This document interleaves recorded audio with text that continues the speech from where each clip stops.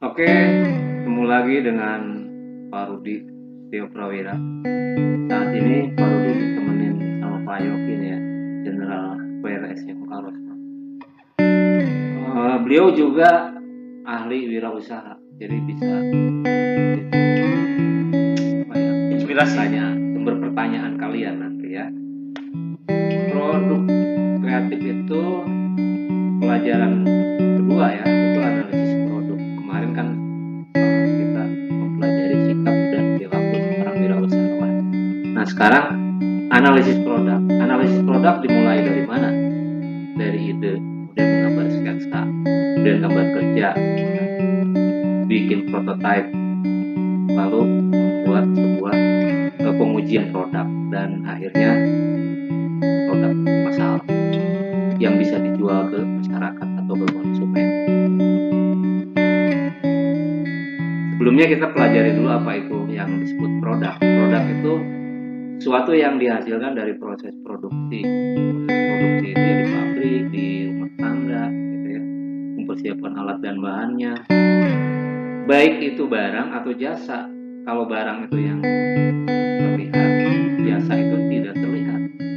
Contohnya jasa, ya, tukang cukur, travel, kemudian paket ya, pengiriman paket. Nah ini bisa dijual ke pasar atau ke konsumen produk tersebut. Produk itu sebuah substansi yang diproduksi oleh produsen dan ditawarkan ke suatu pasar untuk memenuhi kebutuhan dan keinginan konsumen. Suatu produk bisa diperuntukkan pasti tentunya untuk konsumen.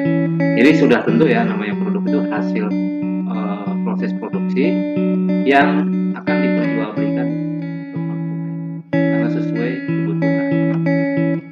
Nah, ini contoh bagaimana awal ketika sebuah pabrik atau sebuah perusahaan itu membuat produk karena ada feedback dari masyarakat, ada informasi, sehingga ini menimbulkan ide baru. Ide baru contohnya misalkan ini motor yang tadinya matic itu kecil, ternyata masyarakat menyukai yang agak gede gitu ya, yang casingnya atau desain interiornya yang bagus, sehingga ini jadi bahan pertimbangan bagi perusahaan untuk meriset dan mendevelopment ya. Jadi buat dicarikan materialnya, komponennya, tenaga kerjanya, itu input. Nah masuk lagi setelah input itu ke processing ini membuat produk hasil dari informasi tadi untuk memenuhi kebutuhan masyarakat yang menginginkan misalkan lebih artistik, lebih punya nilai seni, lebih punya nilai interior yang bagus gitu ya untuk kendaraan, itu misal. Terus ada lagi produk lain misalkan ya, ada juga gitu yang kalau untuk secara model itu lebih bagus, itu dapat dari masyarakat juga, sehingga pertama itu masyarakat punya kepuasan atau customer satisfaction.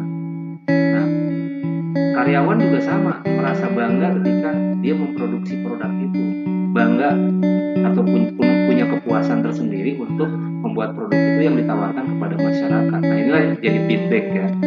Inilah perputaran seperti ini dari produk yang berorientasi untuk dijual ke masyarakat. Dipengaruhi oleh apa? Pertama oleh teknologi dan bisnis serta customer. Artinya 3 hal inilah. Tanpa 3 ini ya pengembangan produk tidak akan terjadi. Kenapa? Karena akan pincang ya kalau tanpa ada usaha. Kita punya produk tapi tidak punya konsumennya. Kita punya konsumen dan bisnis tapi tidak punya teknologinya. Ini sangat pincang. Mana bos? Oke. Berikutnya adalah produk menurut para ahli.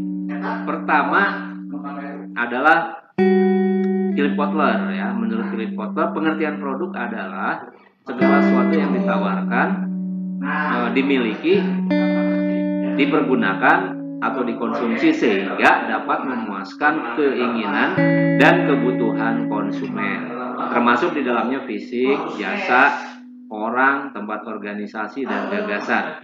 Jadi sama ya, Philip Kotler juga mengatakan bahwa produk itu segala sesuatu yang ditawarkan karena kebutuhan konsumen.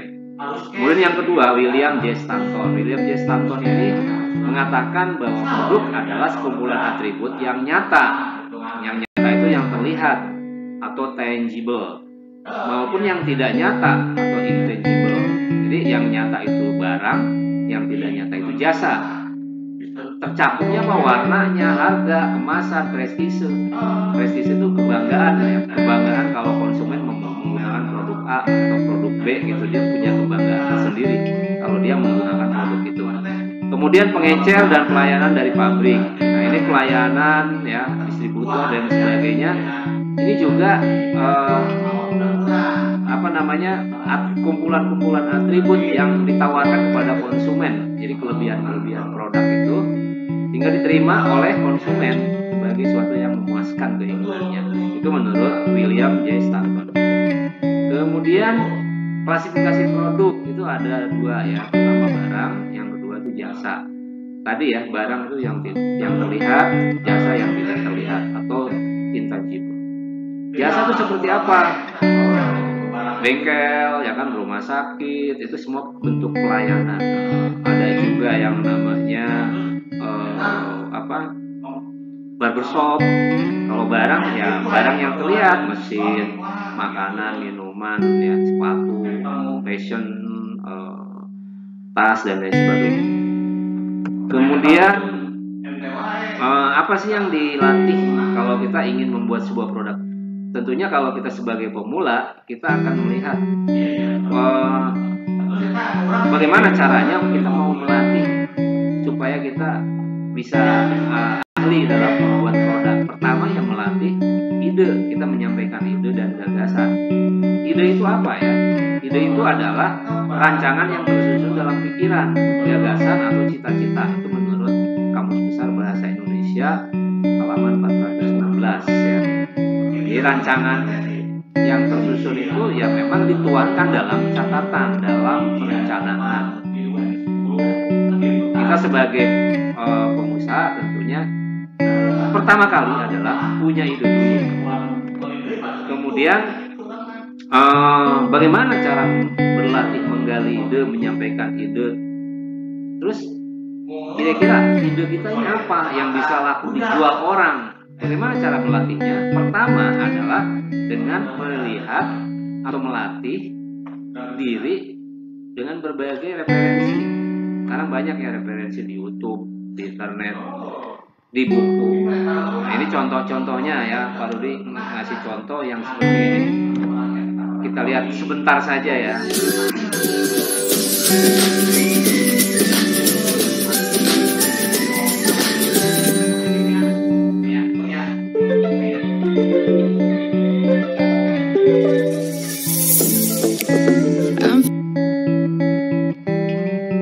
Nah itu, selamat mencoba untuk kalian mencoba mencari ide dan gagasan, supaya berlatih terus, melatih kalian punya ide yang besar supaya sinergi bertumbuh berdasarkan pemikiran dan pengalaman kalian mencoba membuat produk. Oke, sampai ketemu lagi dengan Pak Rudi di channel berikutnya. Tetap menjaga kesehatan, menjaga jarak, menggunakan masker dan cuci tangan, serta kita tidak kontak langsung ya, dijaga agar pandemi ini cepat selesai.